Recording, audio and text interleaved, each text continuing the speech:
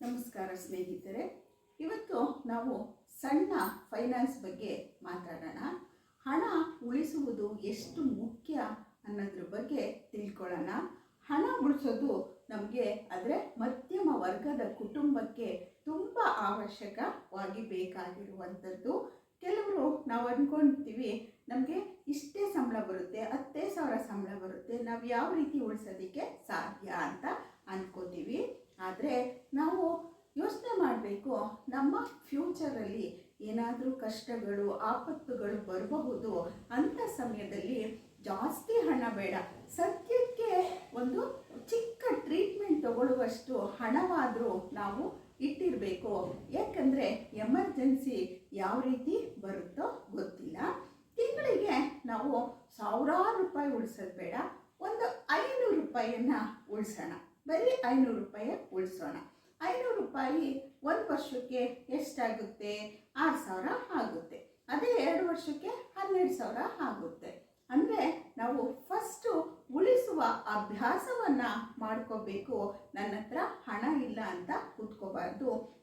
ನಿಮಗೆ 500 ರೂಪಾಯಿ ಆಗಿಲ್ವಾ, 100 ರೂಪಾಯಿ ಉಳಿಸೋಣ, 200 ರೂಪಾಯಿ ಉಳಿಸೋಣ.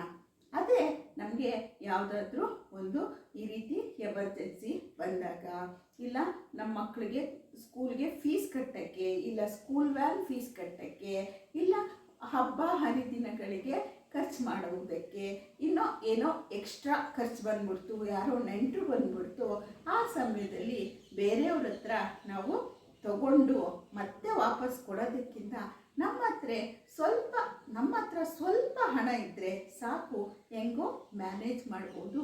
ಫಸ್ಟು ನಾವು ಉಳಿಸುವ ಅಭ್ಯಾಸವನ್ನು ಕಲ್ತ್ಕೋಬೇಕು. ಇದೇ ಚಿಕ್ಕ ಫೈನಾನ್ಸ್.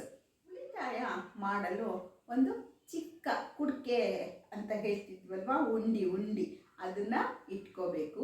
ಇಲ್ಲ ಅಂದರೆ ಒಂದು ಸಪ್ರೇಟ್ ಆದ ಅಕೌಂಟ್ಗೆ ನಾವು ನಮಗೆ ಸಂಬಳ ಬಂದ ತಕ್ಷಣ, ಇಲ್ಲ ಬೇರೆ ಬಾಡಿಗೆನೋ ಏನೋ ಬರುತ್ತೆ ಅಂದ್ಕೊಳ್ಳಿ ಸಣ್ಣ ಪುಟ್ಟದ್ದು, ಆಗ ತಕ್ಷಣ ನಾವು ಇಷ್ಟು ಉಳಿತಾಯ ಮಾಡೋದಕ್ಕೆ ರೆಡಿಯಾಗಿದ್ದೀವಿ, 500 ರೂಪಾಯಿ ಅಂದ್ಕೊಂಡ್ರೆ 500 ರೂಪಾಯಿ ಆ ಅಕೌಂಟಿಗೆ ಇಲ್ಲ ಆ ಹಣದ ಹುಂಡಿಗೆ ಹಾಕ್ಬಿಡ್ಬೇಕು. ಇಲ್ಲ ಅಂದರೆ ನಮ್ಮ ಹತ್ರ ಇರಲ್ಲ. ಫಸ್ಟು ಉಳಿತಾಯ ಅಂದರೆ ನಾವೆಲ್ಲ ಖರ್ಚು ಮಾಡಿಬಿಟ್ಟು ಉಳಿದಿರೋದನ್ನು ಉಳಿಸೋದಲ್ಲ. ಫಸ್ಟೇ ಉಳಿತಾಯಕ್ಕೆ ನಾನು 500 ರೂಪಾಯಿ ಈ ತಿಂಗಳು ಉಳಿಸ್ತೀನಿ ಅಂತ ಅಂದ್ಕೊಂಡಿರ್ತೀವಲ್ವ. ಫಸ್ಟು ಉಳಿತಾಯದ ಹಣವನ್ನು ಉಳಿತಾಯದ ಅಕೌಂಟ್ಗೆ ಇಲ್ಲ ಹುಂಡಿಗೆ ಹಾಕ್ಬಿಡ್ಬೇಕು. ಆ ರೀತಿ ಉಳಿತಾಯವನ್ನು ಮಾಡಬೇಕು. ನಾವು ಖರ್ಚಾದ್ಮೇಲೆ ಉಳಿದಿರೋದು ಉಳಿತಾಯ. ಮತ್ತು ಮುಖ್ಯವಾಗಿ ಅನಗತ್ಯವಾಗಿ ಖರ್ಚು ಮಾಡೋದನ್ನು ನಾವು ಕಡಿಮೆ ಮಾಡಬೇಕು. ನಾವು ತುಂಬಾ ಅನಗತ್ಯವಾಗಿ ಖರ್ಚು ಮಾಡ್ತೀವಿ. ಇವಾಗ ಸ್ಕ್ರೋಲ್ ಮಾಡ್ತಾ ಇರ್ತೀವಿ, ನಾವು ಆನ್ಲೈನ್ ಆರ್ಡರನ್ನು ಮಾಡೇ ಬಿಡ್ತೀವಿ. ಬಟ್ಟೆ ಇನ್ನೇನಾದರೂ ವಸ್ತು, ಅದು ಅವಶ್ಯಕತೆಯೇ ಇರಲ್ಲ. ಈ ರೀತಿ ಅನಗತ್ಯ. ಮತ್ತು ಆಚೆ ಕಡೆ ತಿಂಡಿಗಳನ್ನು ಜಾಸ್ತಿ ತಿನ್ನೋದು ಬೇಡ. ನೀವು ತಿನ್ನಬೇಡಿ ಅಂತ ಹೇಳ್ತಿಲ್ಲ, ತುಂಬ ಅದನ್ನೇ ಅಭ್ಯಾಸ ಮಾಡ್ಕೋಬೇಡಿ. ಮತ್ತು ಅನಗತ್ಯ ವಸ್ತುಗಳನ್ನು ತಗೊಳ್ಳುವಂತಹ ರೂಢಿಯನ್ನು ಬಿಟ್ಬಿಡಿ. ಇದರಿಂದ ನಾವು ಸ್ವಲ್ಪ ಉಳಿತಾಯವನ್ನು ಮಾಡಬಹುದು. ಎಮರ್ಜೆನ್ಸಿಗೆ ಇದು ತುಂಬ ನಮಗೆ ಅನುಕೂಲಕ್ಕೆ ಬರುತ್ತೆ, ನಮಗೆ ತುಂಬಾ ಸಹಾಯ ಆಗುತ್ತೆ. ಮತ್ತು ಇನ್ನೊಂದು ಏನಪ್ಪ ಅಂದರೆ, ಉಳಿತಾಯ ಅಂದರೆ 500 ರೂಪಾಯೇ ಉಳಿತಾಯ ಮಾಡಬೇಕು ಅಂತ ಏನಿಲ್ಲ.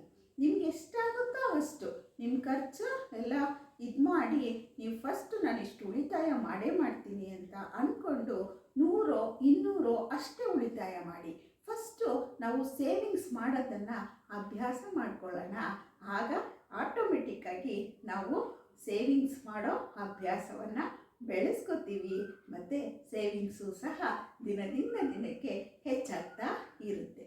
ಮತ್ತು ಇನ್ನೊಂದು ಮುಖ್ಯವಾದ ವಿಷಯ ಏನಪ್ಪ ಅಂದರೆ, ನಾವು ಕಷ್ಟಪಟ್ಟು ಉಳಿಸಿರ್ತೀವಿ ದುಡ್ಡನ್ನು, ಅದನ್ನು ತಗೊಂಡೋಗಿ ಬೇಡದೇ ಇರೋ ಆಪಲ್ಲಿ ಹಾಕೋ ಅಂಥದ್ದು, ಬೇಡದೇ ಇರೋ ಸ್ಕೀಮ್ಗೆ ನಾವು ಹಾಕೋ ಅಂಥದ್ದು, ಮತ್ತು ನಿಮ್ಮ ದುಡ್ಡು ಒಂದು ತಿಂಗಳಿಗೆ ಡಬಲ್ ಮಾಡಿಬಿಡ್ತೀವಿ ಅಂತ ಹೇಳುವಂಥದ್ದು, ಅಂತಹ ಮೋಸದ ಜಾಲಕ್ಕೆ ನೀವು ಬಲಿ ಆಗಬೇಡಿ.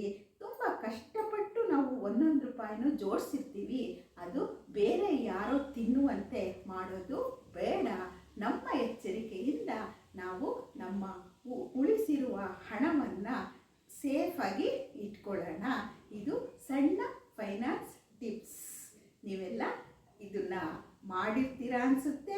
ಇಲ್ಲ ಮಾಡಿಲ್ಲ ಅಂದರೆ ಇವತ್ತಿಂದ ಶುರು ಮಾಡಿ. ಒಂದು ಹನಿ ಗೂಡಿದ್ರೇ ಹಳ್ಳ, ಒಂದೊಂದು ರೂಪಾಯಿ ಸೇರಿದ್ರೇ 100 ರೂಪಾಯಿ ಆಗೋದು ಅಲ್ವಾ. 100 ರೂಪಾಯಿಗೆ 1 ರೂಪಾಯಿ ಕಡಿಮೆ ಇದ್ದರೂ ಅದು 99 ರೂಪಾಯಿ ಅಲ್ವಾ. ಅದಕ್ಕೋಸ್ಕರ ಸಣ್ಣ ಫೈನಾನ್ಸನ್ನು ನೀವು ಸೇವಿಂಗ್ಸ್ ಮಾಡೋದನ್ನು ಶುರು ಮಾಡಿ. ನಿಮ್ಮ ಜೀವನ ಸುಖಕರವಾಗಿರುತ್ತೆ. ಆಮೇಲೆ ದೊಡ್ಡ ದೊಡ್ಡ ಸೇವಿಂಗ್ಸ್ ಮಾಡುವ ಅಭ್ಯಾಸ ನಿಮಗೆ ಬೆಳೆಯುತ್ತೆ. ಈ ವಿಡಿಯೋ ನಿಮಗೆಲ್ಲ ಇಷ್ಟ ಆಗಿದ್ರೆ ಒಂದು ಲೈಕ್ ಮಾಡಿ, ಶೇರ್ ಮಾಡಿ, ಕಮೆಂಟ್ ಮಾಡಿ, ಸಬ್ಸ್ಕ್ರೈಬ್ ಮಾಡೋದನ್ನು ಮರಿಬೇಡಿ. ಮತ್ತೊಂದು ವಿಶೇಷವಾದ ವಿಡಿಯೋದೊಂದಿಗೆ ನಾನು ನಿಮ್ಮನ್ನು ಸದ್ಯದಲ್ಲಿಯೇ ಭೇಟಿ ಮಾಡ್ತೀನಿ. ನಮಸ್ತೆ.